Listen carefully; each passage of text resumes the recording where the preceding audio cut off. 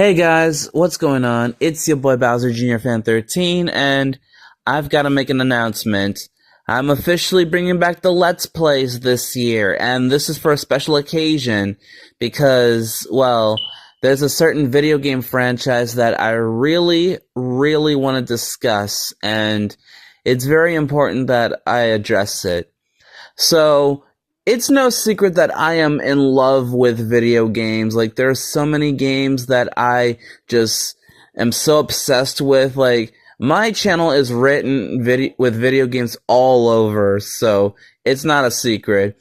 And if there's any genre of video games I love the platformers. Like, platformers are definitely one of the greatest to ever exist.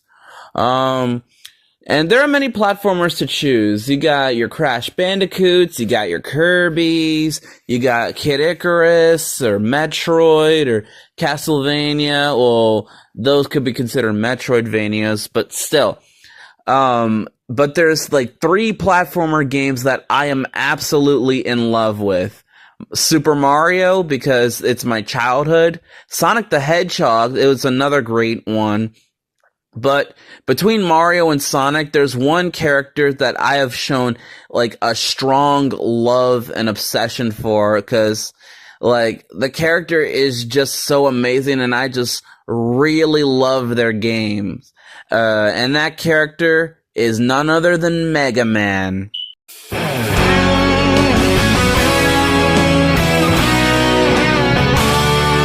Mega Man, also known as Rockman in Japan, is a video game franchise created by Capcom. The character and the whole concept of the franchise was created by Akira Kitamura and would later on be produced, and the character itself was designed by Keiji Inafune, Kitamura's student.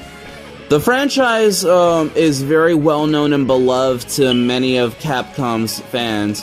When the first game came out, December 17th, 1987, it did poor in terms of sales in the West, but in terms of Japan, it did decently well. Not to mention, it was heavily praised by critics both in the West and in the East.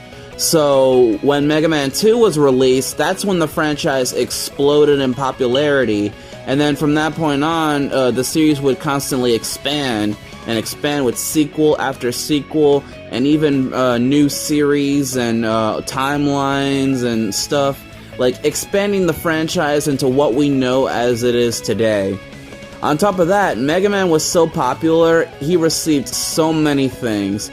Action figures and toys, cartoons, there were comic books, like there were so many great things about Mega Man. Like, it was pretty nice, but there was a time where Capcom started to neglect Mega Man because, well, some of their other big franchises were making more money and they kind of just abandoned Mega Man. And it's honestly painful to be a Mega Man fan sometimes around that time, because when your favorite franchise gets neglected. But luckily, Capcom still hasn't forgotten Mega Man, because they still show love and support through, through sponsorships and collaborations and all that stuff.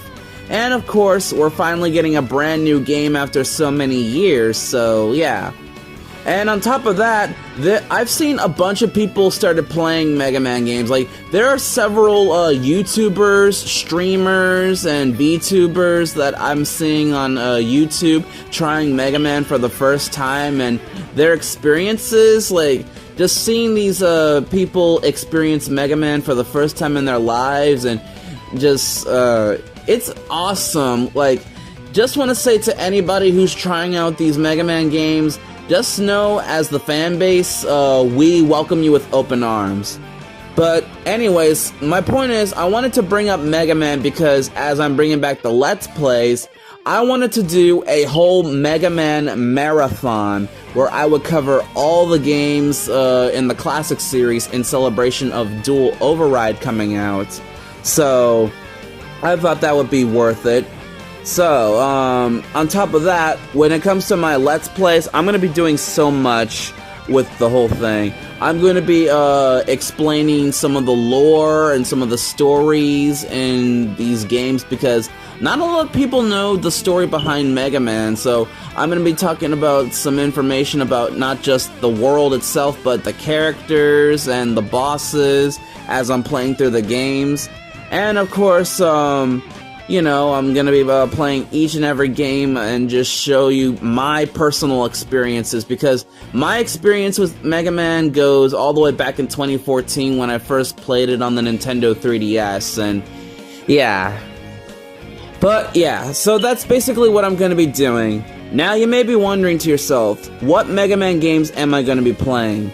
Well, if it's not obvious, I'm going to be playing all the mainline games, Mega Man's 1 through 11, and Dual Override when it comes out, alongside Mega Man The Wily Wars, Mega Man & Bass, the Mega Man Game Boy games, as well as the 2 arcade games, some of the obscure spin-offs like Mega Man Soccer and Battle & Chase.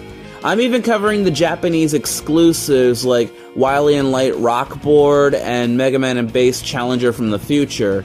And although I'm not actually going to play Super Adventure Rockman, I will still talk about the game on the channel. And I know there are a couple of other games out there and even some fan games, but we'll save that for another time. And why is that specifically? Because I want to cover these games in chronological order within the timeline.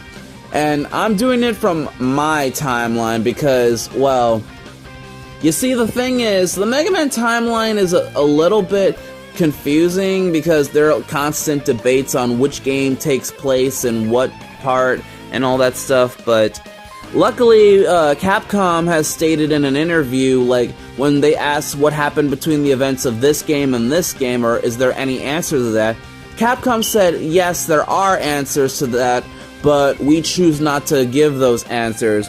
We're aware that players like to use their imagination, and we wouldn't want to take that freedom away from them. So, you basically use your imagination, and I did exactly that to cover my own Mega Man timeline, so, yeah. So throughout this Let's Play, you're going to be seeing me play all the classic Mega Man games, and Dual Override when it comes out, so, yeah. But that's all I gotta say, ladies and gentlemen, so I look forward to doing this Let's Play, and I'll see you guys in the next video. Peace out, everyone.